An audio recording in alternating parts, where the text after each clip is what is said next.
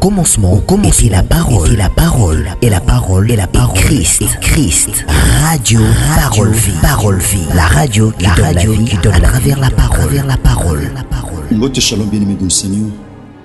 Mbote chers papa et maman, chers frères et sœurs, chers auditeurs de la radio Parole Vie, la RPV. Mes amis, partout à travers le monde entier, en Amérique, en Asie, en Océanie, en Europe, topé en Afrique et pas wap aux amis, tika bolingo mbolo ko bolomo ya Christ bila bilo bande konanga ya basi et ya mibali. C'est vrai bien-aimé dans le Seigneur, tout tu collègue ça, mais colomi ça tu as jeune prière, ou tu le qui sur climat ya maloba, ya Jacob na maloba, ya Moïse, ou tu le qui le climat topé l'atmosphère de Jacob Moza, Jacob, Moza, Moïse. Tout le monde qui affrontement, il y a deux déclarations. Merci pour notre témoignage aujourd'hui. Pour commenter nos commentaires, les différentes chaînes sur YouTube, na TikTok, topé na WhatsApp. Que le Jésus Christ en Nazareth, à Salabino Ngolopé Bolam. Merci. Bande konanga basi pe amibali.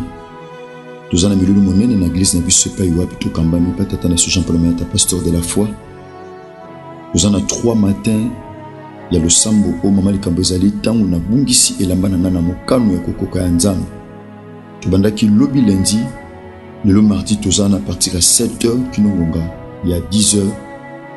Bon lobi mercredi et kota no sambo na biso ya combat pe ya délivrance ba famille ko banangonga 7h kinongonga ya 11h. Église et centre évangélique de la foi en Christ et TPCFC, Kinshasa Awa, en centrale, et na avenue Bombo, numéro 8318. Dans le quartier 5 Nanjili, dans la route Kimbonseke, non loin de Sainte-Thérèse. Donc, tous en a l'élo, par la grâce de Dieu, pour le moment qui lobby lundi, Tatan Abisso, Jean-Paul Mayata, pasteur de la foi, Yimtazote Abisso, Bongo Toroshite Nango, lobby mercredi, pour tout bande d'activité, Moussouna, pourquoi? Aux alliés à délivrance, yaba famille. Bien-aimé dans le Seigneur, Kola Kansabino Bande Konanga Basi Pe Amibali. Tom Soubozami na coin où l'église est athée. Boussala Radio Parole Vie Confiance et comment le l'église Nabino. Kolé sous Christ en Nazareth à Kanisabino. À Salabino Ngolo Pe Bolam. Merci bien-aimé. Tout le temps directement ma commune en Zambé. Tout en épître à Colossiens, chapitre 1er, verset 12. À 13, la Bible dit ceci: rendez grâce au Père qui vous a rendu capable d'avoir part à l'héritage des saints dans la lumière, qui nous a délivrés de la puissance des ténèbres et nous a transportés dans le royaume du Fils de son amour, en qui nous avons la rédemption, la rémission de péchés. Tous bien-aimés de le Seigneur, Mukanda, dans les Actes des Apôtres, chapitre 20, tout bandit dans verset 7, dans verset 8, la Bible dit ceci: le premier jour de la semaine, nous étions réunis pour rompre les pains. Paul, qui devait partir le lendemain, s'entretenait avec les disciples et il prolongea son discours jusqu'à minuit. Il y avait beaucoup de lampes dans la chambre haute où nous étions assemblés. Or, un jeune homme nommé Eutychus, qui était assis sur les fenêtres, s'endormit profondément pendant le long discours de Paul. Entraîné par le sommeil, il tomba du 3e étage en bas et il fut relevé mort. Polo pambola iloba otata. Uli musanto pesa biso boanya, pesa biso maele pebo sosoli, poteto sosola makomina yo. Kemina maboko bato. Uli musanto pesa biso maele. Auto-interpréter fidèlement dans le Seigneur mon santo ou ekomama. Pambate komama les écritures et tu, mais c'est l'esprit qui vivifie. Tout simsitan ou on traite sentiments Yahweh, na kombono Yesu Masia Nazareth nzambo longa liwa, ndeto bonde na kondima peto lobi. Amen. Merci bande konanga basi pe amibali. Chers frères et sœurs, chers bien-aimés de le Seigneur, l'entama lecture auto-sali par la grâce de Dieu. Tout le monde qui bien aimé dans le Seigneur, toye kola maloba na nzambe kola ntama position ou singili tozo liboso na nzambe. la position d'un chrétien. Position ya mutu oyo azobika kati na Yesu Masiya Nazareti. Position ya mutu oyo andimili Christ na bomoi na ye Seigneur et Sauveur. Bien-aimé dans le Seigneur, lorsqu'on parle de la position, tu vas trouver la position. Position influence à la situation. Ils ont battu belé position na ye. Ils ont pris ça une changement de la situation et salim. La bande les positions influence à la situation. Voilà pourquoi il y a une citation publique, pas biblique. Ils ont une situation qui change ta position et Christ changera ta situation. Ils ont battu belé ana pour sa situation a échangé. Allons na chômage, allons na péché, allons na maladie, allons na humiliation, topé limitation. Ils ont soucié mon thème na ye. Mais ils ont changé position te.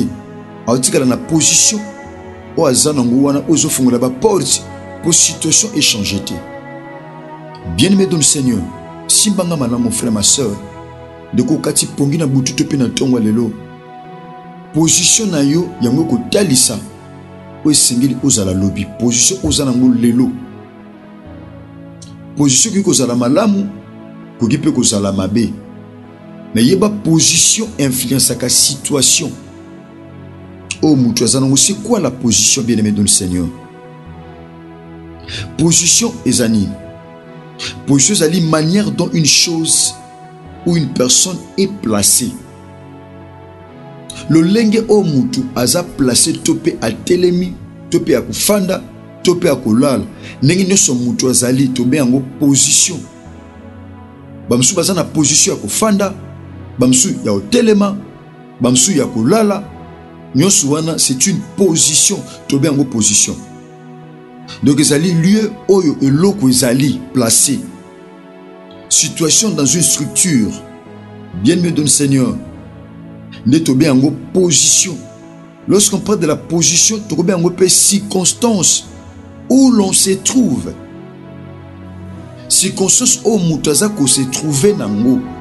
Ils appellent position. Ah, ne konanga nazana position ya faiblesse. Nazana position ya ozang. Nazana position ya défaite. Nazana position ya échec.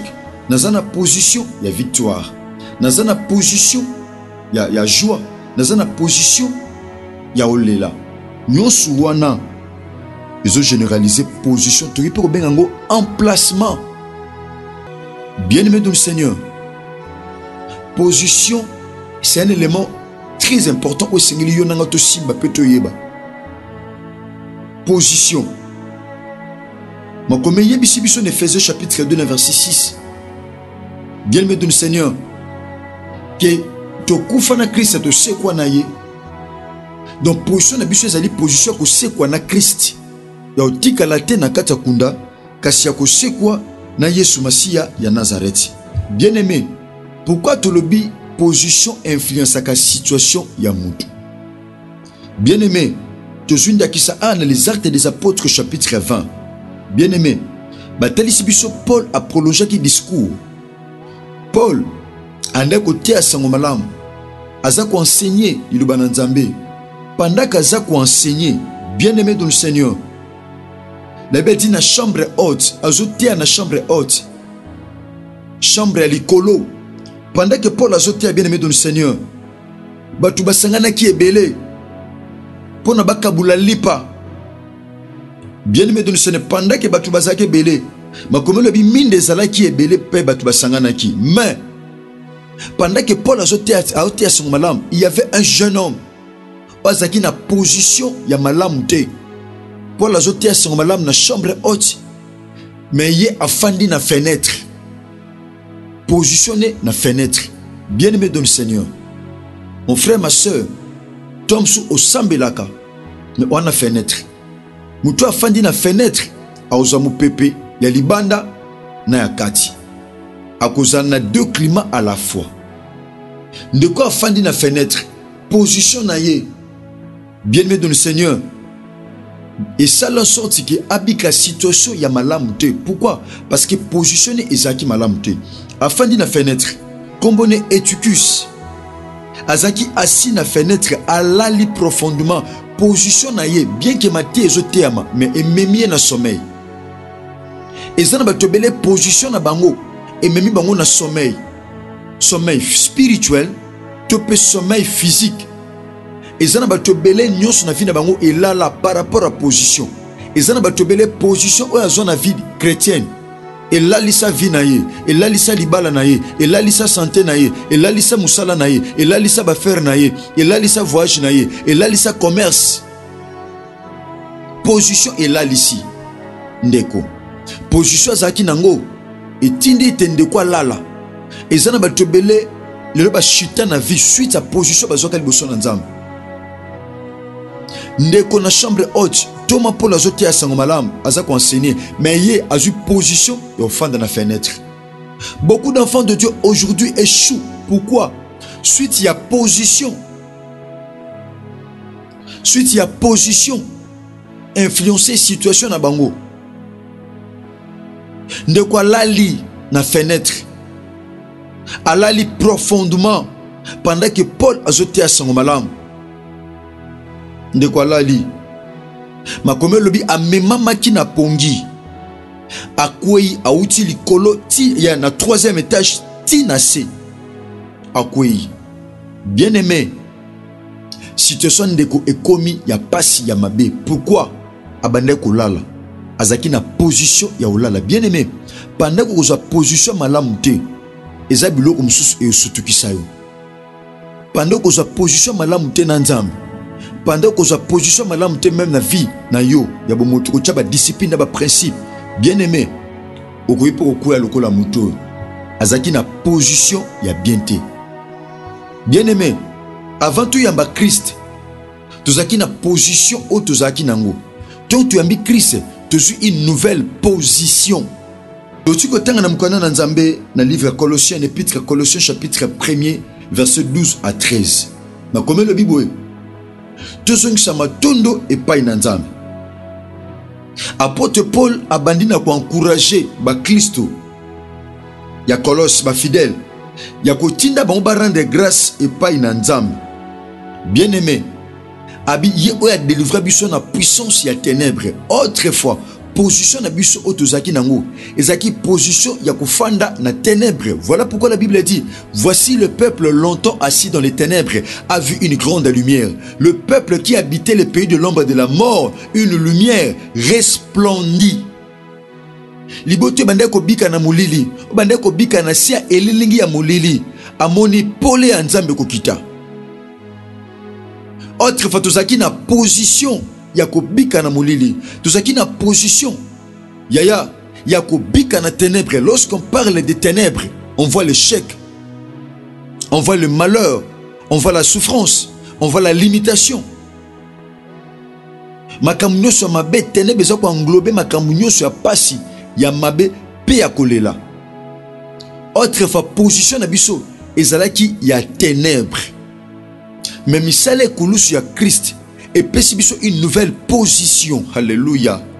Une nouvelle position. Voilà pourquoi l'apôtre Paul dit tozong sama ton de pain na nzambe alongola biso na position ya kozana na ténèbres asala auto bengi transfert tope changement ya adresse amemi biso na royaume ya lumière. Toza bato to ko demeurer ko bika na kati ya molili. Molili ezali nyonso zo kuta nango ya mikakatano ya pasi ya kolela ya ba souci ya kozanga nyonso wana eza ténèbres. Position na biso liboso na nzambe eza ke tozali sute ba na ténèbres. Tokoki te kofa na ténèbres, tokoki te koumela na ténèbres, tokoki te ko demeurer na kati ya ténèbres. Pourquoi? Parce que position na biso bien-aimé dans le Seigneur ezali position à lumière. Position na biso bien-aimé dans le Seigneur ezali position à échec te, mais ezali position à victoire. C'est la position que Dieu nous a donnée. Ezali position au Christ apesa biso na croix. Ezali position à échec te. Mon frère, ma soeur, osambelaka mais osana position nini? Cause na vie échec, ils appellent position. Cause na vie à kolela, ils appellent position. Cause appelle na vie à victoire, ils appellent position. Mais position est mon clisso. Ils allaient position à échec, mais ils allaient position il y a réussite. Ils allaient position à kolela, mais ils allaient position il y a kosepela. Ils allaient kaka position à bitumbate, mais aussi ils allaient position il y a victoire. Parce que la Bible dit, on te fera la guerre. On vous fera la guerre, mais on ne vous vaincra jamais. Position na biso ezali position à victoire. Est-ce nazo te à victorien na butu to pe na tongwa lelo, soki yom tu nazo te ya tika victoire et comme vie na yo, tika victoire, mon frère ma soeur, et comme partage na yo. Position na biso bien-aimé dans le Seigneur. Ndenge to ndimé la Christ na vie na biso Seigneur et Sauveur. Ezali position ya likolo. Voilà pourquoi la Bible dit, voici mon serviteur, il montera, il s'élèvera. Il sera très haut placé. Il sera très haut placé. Bien aimé dans le Seigneur, notre position, tu as une position, tu as mais tu as une position qui est likolo. Tu as une position qui est sima, mais liboso. Pourquoi? Parce que la Bible dit, vous serez la tête et non jamais la queue. Ce qui est comme c'est que moukila, et puis sur position à moutasuka. Ce qui est en famille et peut soit position à Moutasuka. Ce qui est la Kelimabe topé bali en famille et peut soit position à Moutasuka. Mais misala Yesu Machia Nazareth ne koloso. Et qu'on pose aux position à les premiers. Et qu'on pose aux position à l'icolo. Et qu'on pose aux position à liboso et non à sima. Et non à sima. La position. Position à mon Christ. Bien aimé aux mon Christ. Mais position ni bien aimé aux anango aux vivre. Quelle genre de position? Les bédis nous serrons la tête et non jamais la queue. Ma comme le bina mukana Matthieu to lobango lobi par la grâce de Dieu. To aussi bango lobi. Ma comme le bimo Kristo aza engumba o etonga malikolo ya ngomba. Engomba position ya mo Kristo ezate na se mais mo Kristo azaka likolo ya ngomba. Un chrétien azakate na se azaka likolo. Jamais ben nemino bakosa likolo batala ko na se. Yonde fo za likolo otala ka bamuna na se. Parce que toza mboka engumba oyo tongama likolo ya ngomba oyo koki jamais ko bombam. Eloko eza na se eko bombam. Eloko eza na se eko zala inaperçu. Mais eloko eza likolo ezaka totalement visible. Donc position mo Kristo ezali position ya likolo kasi ya sete. Ezali position ya lumière kasi ya ténèbres été. Ezali position il y a victoire car c'est échec. Merci cher bien-aimé de le Seigneur, chers frères et sœurs, chers papa et maman. Bandou balandika Dieu par le vie. Position ne cause à la jamais position maladie. Position na yo, zali position, il y a guérison, il y a victoire. Tika bolingo, ngolope bolom ya Christ bilabino, bandeko nanga basi pe amibali. Merci bandeko, oyo bien-aimé de le Seigneur, besoin qui porte à travers le monde entier. Natina kolande mission abino. Parole vie, nakati radio parole vie. Merci. Ndeko si mami na message oyo ko yipe ko zo yango o partageons pas bande comme mususu eza na WhatsApp, eza na YouTube, topé na TikTok. Merci. Numéro contact ezali plus 243 89 75 70 917. Merci Nandeko Res Kangibulo RK Pro TV. Bo s'abonner bandeko nanga mibali pe abasi. Merci l'ingénieur Chris Kundenga Enoch DG. Merci de Bande Chaîne, merci de Bande Kognonso. Merci na David pour toute télévision, Chiffre 9 télévision, DLF TV 2. Merci Bande Kognonso. Suis Christ à maison milité, na Banzi Tokutel Bongo Lobby, na numéro Asika. Sinon, que Jésus-Christ de Nazareth vous bénisse. Au commencement, était la parole, et la parole, Christ, radio, parole vie, la radio qui donne à travers la parole.